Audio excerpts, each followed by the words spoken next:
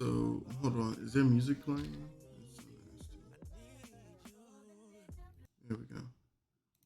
So this man, Legend of Winning, aka Low, decided to drop a video on why Steph Curry was robbed of the 2015 Finals MVP.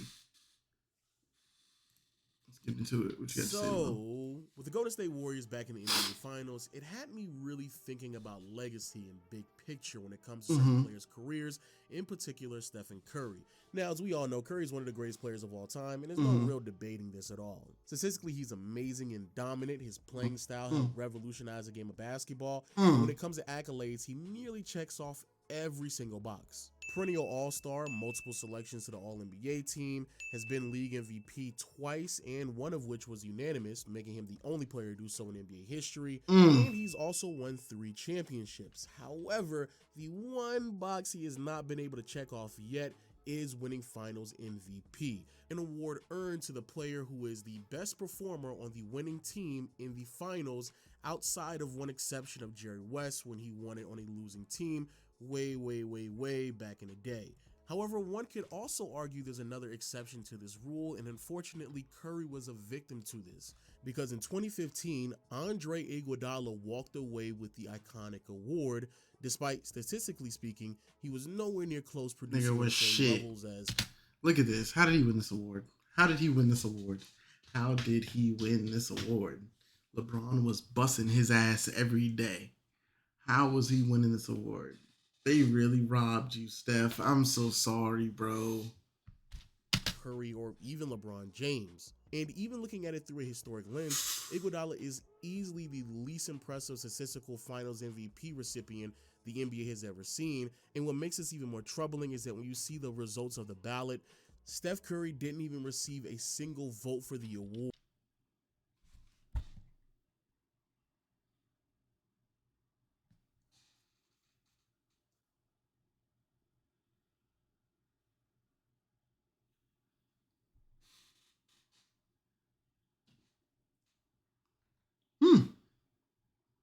Hmm. Award. All right. But how exactly did this happen? And quite frankly, I'm just as surprised as many of you all. I vividly remember watching that series and undeniably believing that Stephen Curry should have won that award, or at least received 1 vote. And what's even more troubling is that here we are several years later, and people use the fact that Iguodala won the Finals MVP in 2015 to downgrade the impact that Curry Goofy ass niggas had in that Finals. But today, all of that stops, because not only am I going to prove to you that Andre Iguodala should not have won that award, but Stephen Curry was... He doesn't need to go into detail, okay? Steph was robbed. We can see that clearly when we look at when we look at the statistics, just off statistics alone. LeBron was dropping damn near 37 points on Iggy's head every night. You're telling me he won Finals MVP? Undeniably the best and most impactful player for the Golden State Warriors, who inevitably won the championship. But first, let's talk about Andre Iguodala, the Finals MVP himself. Now, to be fair to Iggy, just pointing out his points, rebounds, and assists is not an accurate depiction of how he impacted the series, because his true value was displayed in his defensive intangibles once he was inserted into the starting lineup. And once this occurred, that's when the series really turned around in favor for the Warriors. Because before Iggy was a starter, the Cavaliers were actually winning the series as they were up 2-1, with LeBron having monstrous scoring performances. But as soon as Iguodala stepped foot in the starting lineup, not only did LeBron's impact start to diminish, with Iggy being his primary defender, thus earning the title of being the LeBron stopper, but more importantly, the Warriors were going to win 3 straight as they finished the series in 6. So on the surface, it does seem pretty easy to connect the dots. The Warriors were losing, LeBron was putting up great numbers, then Iguodala started, LeBron's numbers didn't look as great as they once did, and now the Warriors start winning. His numbers did still look as great. They just weren't as godly as we wanted it to be. Again. However, it's not that simple, and for 2 reasons. A, when you actually look at the final 3 games of that series, one could argue that Iguodala was actually the worst individual defender on LeBron. Now, I know many people are going to reference the tracking stats of Iguodala holding LeBron to 11 for 46% shooting from the field when he was contesting his shots. However, defensive tracking stats can be heavily flawed and for several reasons. So what I decided to do was just go back and rewatch the final 3 games and tally how many times LeBron scored on Iguodala as an individual. And I did this on stream, so if you don't believe me, I'll just leave a link in the description so you can rewatch it if you still question this. And on the screen, you can see how often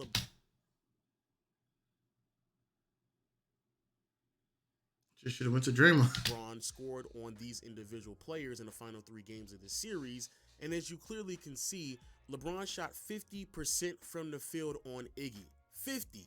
So yeah, a far stretch from Iguodala being this lockdown defender. And heck, I'll even show you some of these made shots as well, because I have a hard time believing that LeBron only made 18 field goals against Iguodala, when in game 5 alone, LeBron had one of his best scoring performances, and a lot of those points were scored on Iggy. But hey, if you don't want to believe that, that's fine, because the bigger point that I want to make and why it's a massive embellishment to claim that Iguodala solo defended LeBron to a standstill is because the Warriors made another major adjustment heading into game 4, and that is to just send more help to LeBron when he was handling the ball. I recognized this when I was rewatching this series, because in the first 3 games, LeBron was isoing a lot. There was very little resistance between him and the rim.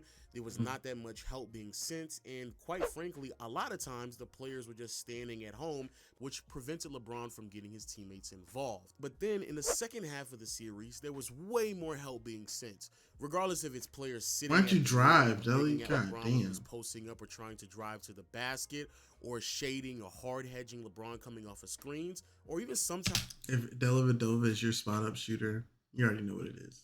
Just sitting straight up doubles. And what's even more interesting is that at the time when this was happening, several people were aware of this.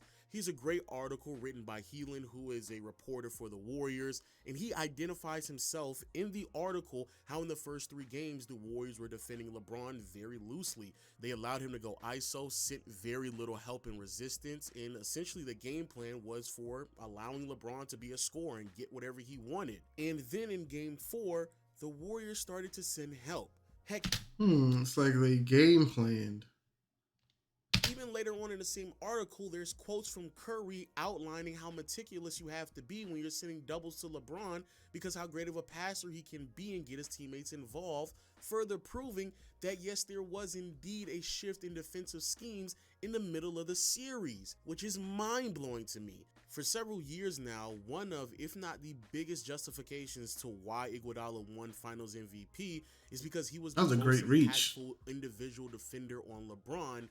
But that definitely looks like a foul. Looks like a hella foul. Entire story would play a much bigger role, and you can certainly see it if you rewatch these games, is that the entire Warriors defensive scheme changed in the second half of the series, sending 3 of them and help. You would think LeBron was Giannis. God dang. To contain LeBron to the best of their abilities, not Iguodala trying to defend LeBron one-on-one. But that's not the only lie that has been told about the 2015 finals. Another massive misconception is this idea that Steph and Curry performed poorly in this series, which is far from the truth. Yeah, Curry in the series averaging 26 points, over 6 assists, 5 rebounds, nearly 2 steals on shooting splits of 44, 38, and 88, which resulted in a true shooting percentage of 58.5%. Now, if you were to just look at scoring alone, it is undeniable that Curry had one of the more impressive performances that the NBA has offered in the finals in recent memory. And that sentiment becomes clear.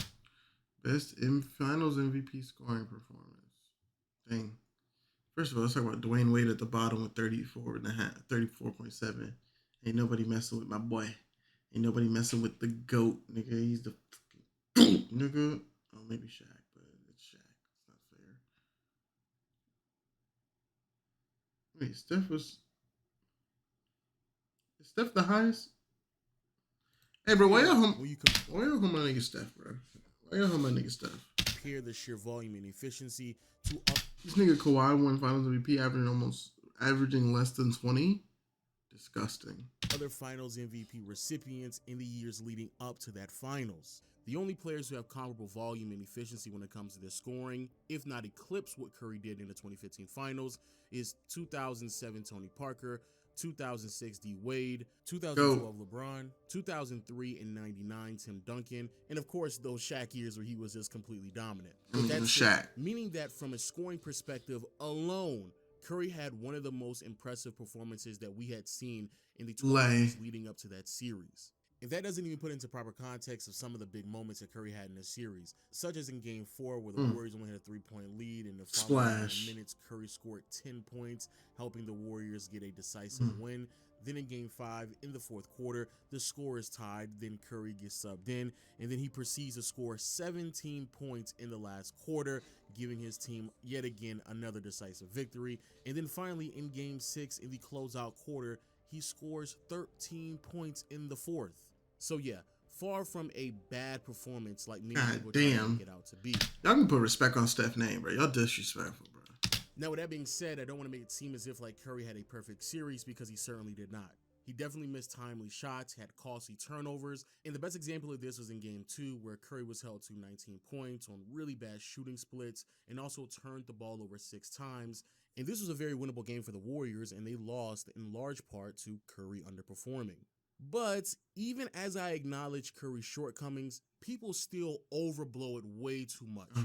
Again, a great example of this is the Game 2 where I just referenced, where Curry performed poorly. There's no doubt about it. However, this is also the game where people infamously claim that he got locked up by Matthew Dellavedova, which is nothing more but propaganda that ESPN pushed for several years now. Because on the next day on First Take, they discussed what exactly happened in that Game 2, and on the lower third, you can see there's a graphic claiming that Steph Curry shot 0 for 6 from the field when being defended by Matthew Dellavedova. However, that can't be true, because I can literally show you a clip where Curry scored on him in that game. Or how about on that same graphic where it claims that Dellavedova is responsible for all 6 of Curry's turnovers.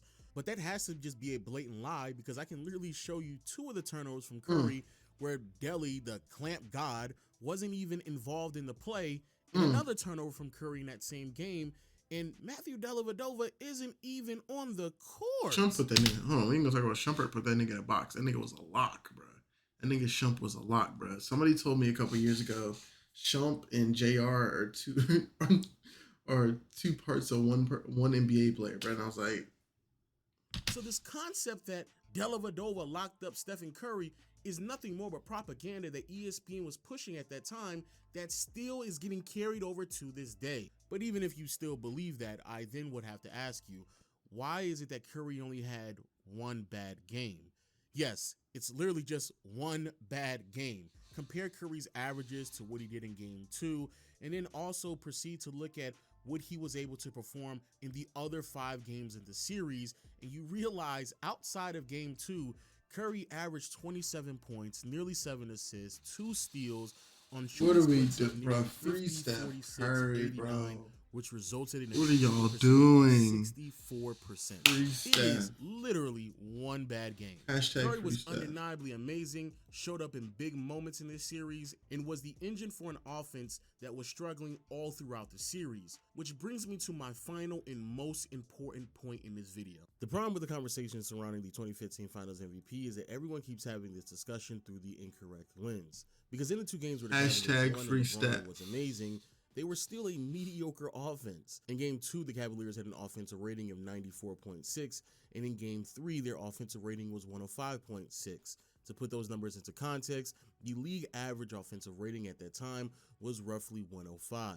So, for the Warriors to have lost in those 2 games where the Cavaliers were generating an at best league average offense, that means that the Warriors had to be even worse, which they were. So that means that it wasn't a defensive problem. It was an offensive one. And when you go back and look at the numbers, that is undeniably true. Now, with that being stated, it is true that Curry did contribute to the poor offense from the Warriors, because once more, he performed poorly in Game 2. But a much bigger contributor is the fact that Klay Thompson, Harrison Barnes, and Draymond Green couldn't buy a basket, not just for a game or 2, but periodically throughout the entire series. And with the Warriors offense struggling so much so that they could beat the Cavaliers while they were having mediocre offensive performances. I don't think y'all realize how bad these Cavs teams were, bro. Like, I don't think y'all really understand that it was literally LeBron versus Golden State, bro. None of those people on that team outside of Who was active? Both Kyrie and Kevin Love were hurt. I'm trying to think who was on that team again. Maybe JR was an all star. I think that's the best anybody on that team was an all star. They punished LeBron. That means that somebody had to start picking up the load and really carrying this Warriors team. And this is where Curry's value truly lies and why he should have won Finals MVP. Now, I don't believe you have to rewatch this series, nor do I believe it's a far stretch for me to say that Curry was the engine to the Golden State Warriors offense. And because of the early series struggles of the Warriors was more I don't know how to feel about based this light on skinned lack nigga of looking me in my offensive eyes. production rather than them trying to contain LeBron, I think it's very important to highlight how impressive Curry was on the offensive end of the floor throughout this series. Now, of course, we can just look at the box score and come to these conclusions, but the best way to put things into their proper perspective is to understand how many points Curry was responsible for from the Golden State Warriors on their made field goal attempts. And after rewatching the series and tallying up the points, one can easily argue that Curry was responsible for over 50% of the points that the Golden State Warriors scored off of their made field goal attempts during the 2015 finals. Out of the 501 points that the Warriors scored off of made field goals, Curry himself scored 133 of those points. Jesus. There was also 82 points produced off of the assists that he recorded. We're already at to give a 210. conservative estimation off of how many points were generated from Curry's gravity, and I do mean a very conservative estimation. Essentially, the only points that I attributed to Curry's gravity is times where he was doubled a hard hedge. He then passed the ball to Draymond Green, who then passed the ball to an open shooter, and thus the Warriors were able to score again off of the attention that Curry was receiving. And so off of that conservative estimation, I concluded 43 points were produced off of Curry's gravity, which gives you a total of 258 out of the 501 points that were scored, which accounts for more than 51% of the points that were scored off of made field goals. Free Steph Curry. 51%. Now that is the true definition of value, and that is the reason why Curry should have won Finals MVP. Not Iguodala, because though Iguodala was a primary defender on LeBron when he was inserted into the starting lineup, he received way more help containing LeBron than Curry received on the offensive end. And even when it comes to LeBron, even though yes, it is true he was sensational, and honestly, I even believe that LeBron was a better recipient of the Finals MVP this year than Andre Iguodala was. If we're being honest, LeBron should have at least 3 more Finals MVPs off of performances that he's had. However, even with LeBron having games where he produced at an all-time level just off of his sheer volume, it still wasn't enough to help the Cavaliers generate a quality offense to make this argument that he was just this overwhelming force that the Warriors couldn't keep up with. And we know this to be true because once Curry had a much greater impact on the offensive end. That's crazy, bro. Listen to what he just said. He didn't say the Cavs couldn't. He didn't say the Cavs were too good for the Warriors to keep up. No. He said LeBron was too good for the Warriors to keep up with, which means the Cavs were so bad that they weren't considered. For the Warriors, it didn't matter if LeBron had an amazing game like he did in Game 5, it still resulted in the Cavaliers' loss. And that's why Curry was a difference maker. His influence was greater, and it's why he was the most valuable player for the team that inevitably won the championship that year. But hey, those are just my thoughts. Please let me know what you think about the video in the comment section below. Also, it takes me a long time to produce videos like this, so I would. It's a good video, though.